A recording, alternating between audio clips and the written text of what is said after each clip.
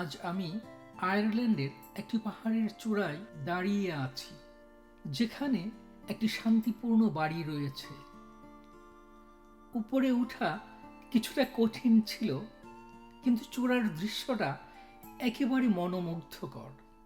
এখান থেকে সবুজে মোড়ানো মাঠগুলো অন্তহীনভাবে প্রসারিত রয়েছে।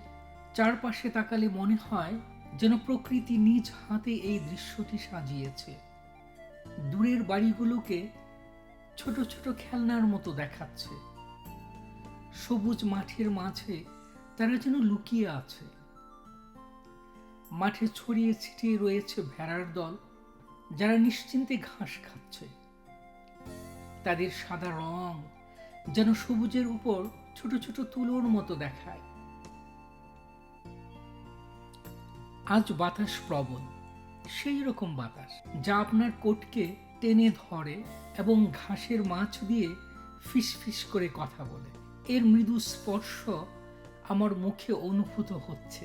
এর শক্তি আমাকে এমন এক মুক্তির অনুভূতি দিচ্ছে যা আমি কোনোদিন অনুভব করিনি।